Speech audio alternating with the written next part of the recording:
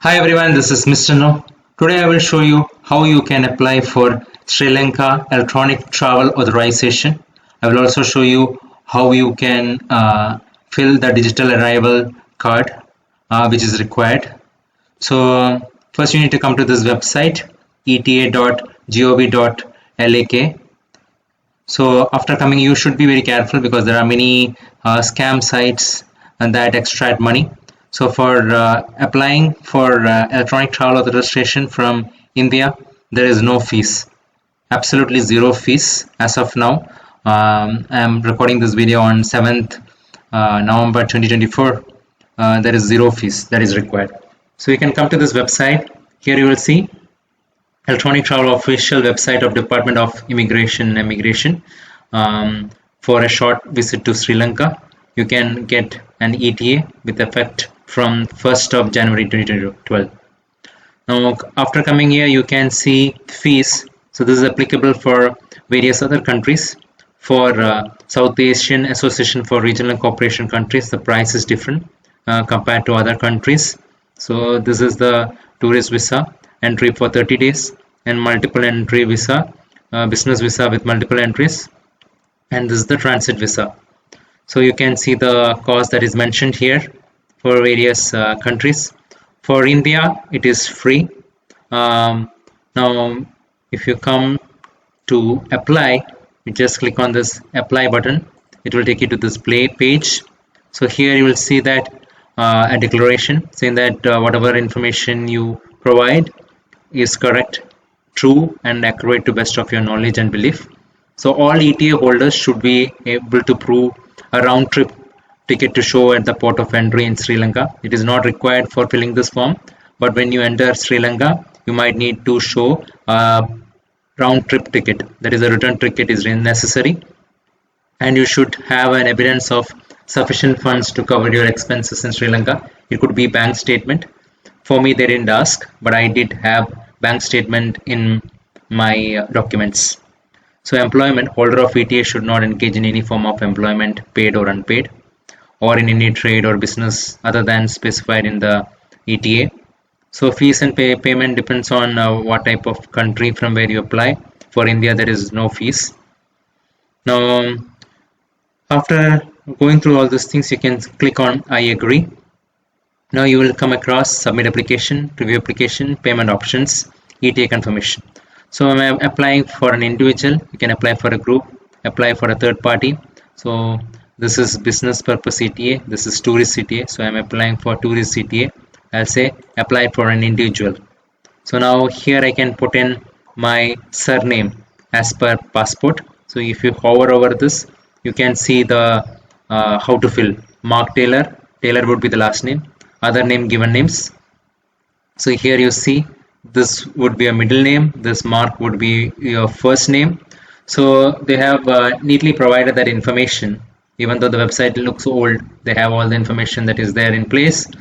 So for my name, there was only given name. There was no surname. So in that case, I put the same name in the surname also, and I can choose the title. Then I have chosen the date of birth, gender, nationality. Are you fully vaccinated for COVID-19? So I said yes because I was vaccinated. Country of birth. Occupation, I left it blank. Passport number, you can fill it. Passport issue date, passport expiry date. And if you have child information in the parent's passport, you can enable and pull that information too. So even though it looks mandatory here, you don't have to fill it. Once you click on it, it will be enabled. Now here is other information where you have been during the last 14 days before this travel. So if you're coming from another country, you can put that here. Visa required days, how many days you need visa. You can select 30. Intended arrival date. So this is the date on which you plan to arrive in Sri Lanka.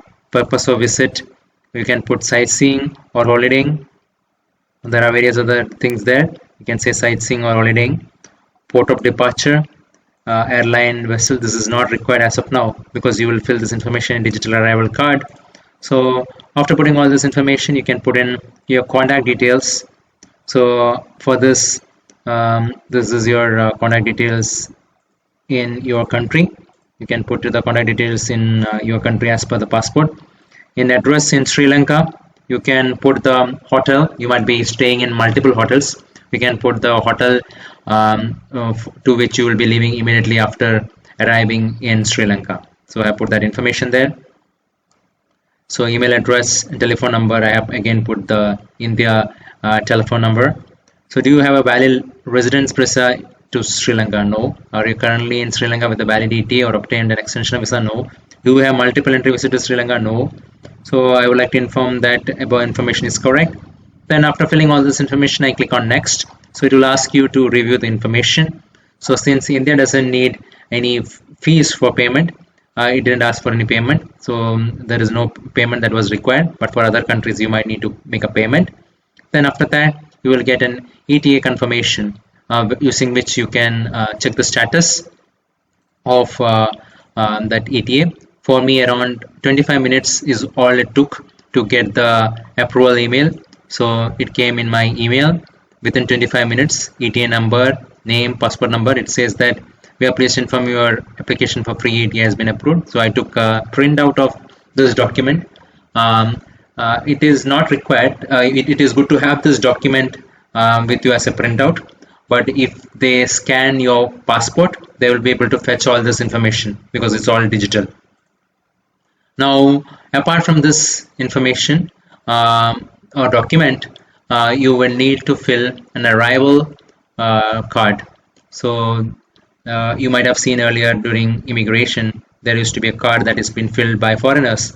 So now they have made everything digital, arrival card only for foreigners. You click on this, you can put in your passport, you can put in your nationality. Then after you put in your passport and nationality, it will go to another screen where you will be asked to fill an arrival card. So in that one, I will let you know some of the fields there. It will ask you for port of entry from through which airport you are entering. So mine was Colombo Airport, so I choose that information. It asks me for the airline through which I was traveling, so I have to put the airline number, flight number.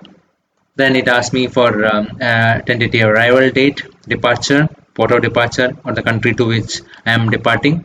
So these are common information that you already have with you, which you might have filled in some of the arrival card offline.